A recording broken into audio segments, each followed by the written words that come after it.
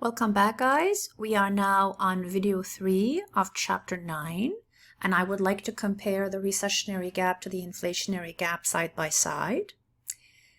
Now let's recap a little bit. A recessionary gap, how much is actually being produced, is short of the natural, short of the potential. This also means that unemployment is too high or employment is too low, which is why you see here economy below full output, because it's also below full employment. The intersection of the short-run aggregate supply curve and the short-run aggregate demand curve occurs before the natural, which is determined by the long-run aggregate supply curve.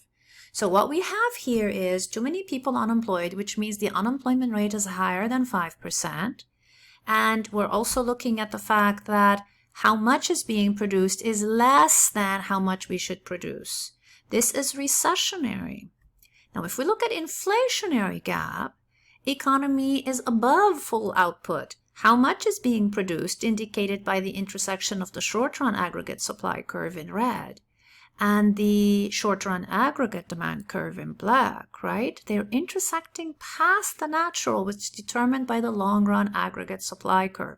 In this case, how much is being produced is actually less than the potential or less than the natural, and the unemployment rate is below the natural unemployment rate. The natural unemployment rate is that 4.5% that we talked about, even though some people think of it as 5%. It's really more like 4.5% these days. So if we have an unemployment rate that is higher than 4.5 or 5, and we are producing less than the potential, we're recessionary.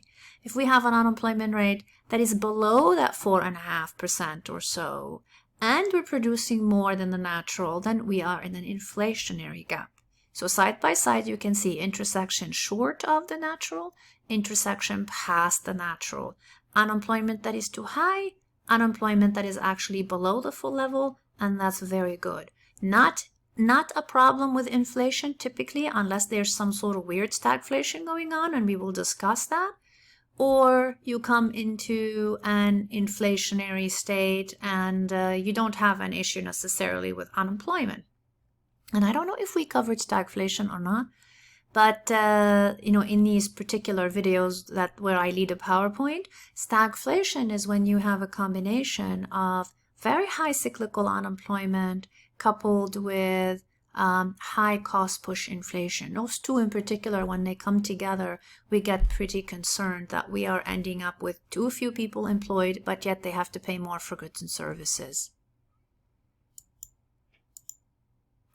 Our next point here is going to be about what the government does about gaps. Now, what they do for recessionary gaps can only be reversed for what they do for inflationary gaps, and that gives you a pretty good idea. Okay, what are the solutions? Here they are.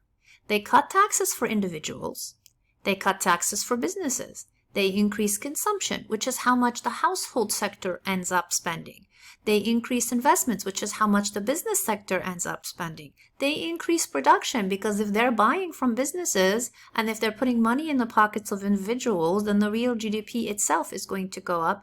And of course, they up public goods, whether it is more Medicaid or more housing assistance or extending unemployment compensation. All of that is a type of a public good in a way, and it is going to boost the real GDP itself. So let's look at this circle here a little bit. They start by cutting taxes. This is not the only thing they do. The Federal Reserve is likely to lower interest rates. They might actually lower the reserve rate. We will talk about that more towards the end of the chapter.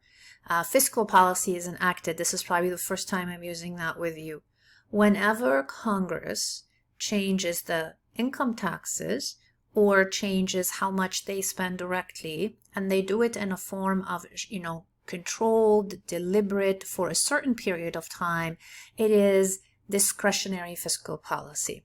And this is an example of it. So they lower the taxes. When they cut the taxes for individuals, and this is individuals, it increases their real disposable income. When we have more disposable income, of course, everything we're learning is ceteris paribus or ceteris paribus, as kind of most people say. When that happens, then it frees up some money to be put back in the economy as we continue to purchase more goods and services. This is going to increase consumption. This is that C plus I plus G plus NE. We're talking about the C. It increases consumption, which means total expenditures and by default the real GDP. When the government cuts taxes for businesses, because they tend to do that as well, you go directly here to increased production and investments. First, the taxes they cut for individuals ends up finding their way in more spending and higher sales for businesses. Then the government cuts taxes directly for businesses, which also frees up money for them to invest in the economy. And that together, individuals feeding businesses, the government feeding businesses, we end up with an increased real GDP. Because what is the real GDP again? The business sector, which is domestic and foreign, so we separate them as two, but it's the business sector. The individual, sorry about that, I just knocked down my microphone.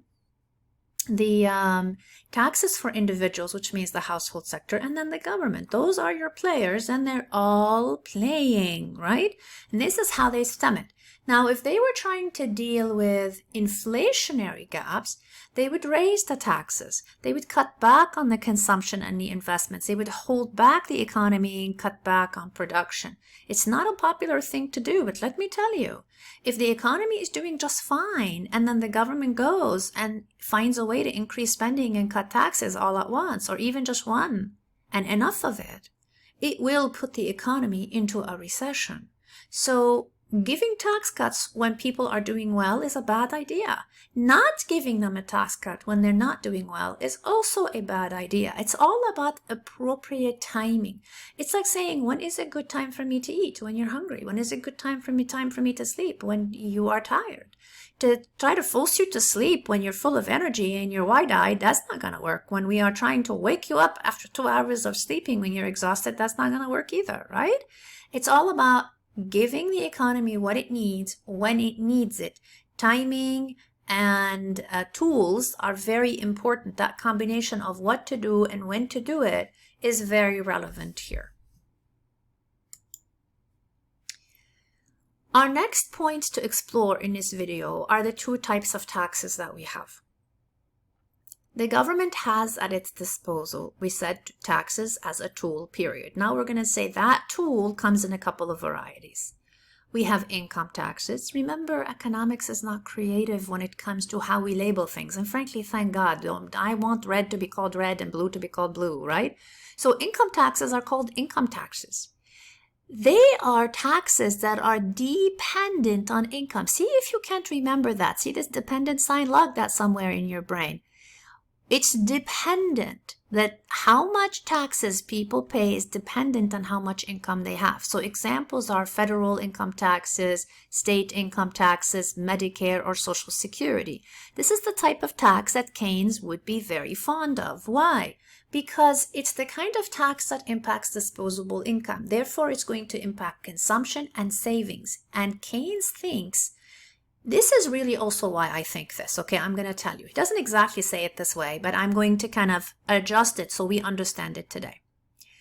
All of us are buyers, but not all of us are the government or the seller.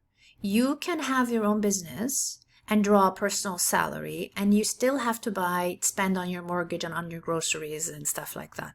You could be a general in the economy, in the army. You can be the president of the United States. You still draw a salary from which you're going to spend money on your own personal insurance, on your own personal house, on your own children, etc. Right? So everybody is a buyer, but not everybody is a seller. Most of us are buying, but we don't necessarily own a business or run some sort of government division. So everybody is a buyer. That means there are way more buyers than there are sellers in an economy, and that gives them the upper hand. It means if you go to the majority, you're more likely to impact the whole than if you go to the minority or a fraction that is smaller, which would be the sellers combined. So income taxes is what any Keynesian would favor over autonomous taxes. Now, I'll tell you, the government uses both types. States are more fond of autonomous taxes, and the federal government is more fond of income taxes. But, adjusting autonomous taxes, and we're going to see in chapter 12 can really disadvantage people of lower income. It's a little bit of a premature conversation, but remember the independent down here. This is independent. Taxes are independent of income. What does that mean? If you think, remember, autonomous means independent. If you think of property taxes or sales taxes or tobacco taxes or gas taxes, these are all very good examples. Let's say it's property tax time.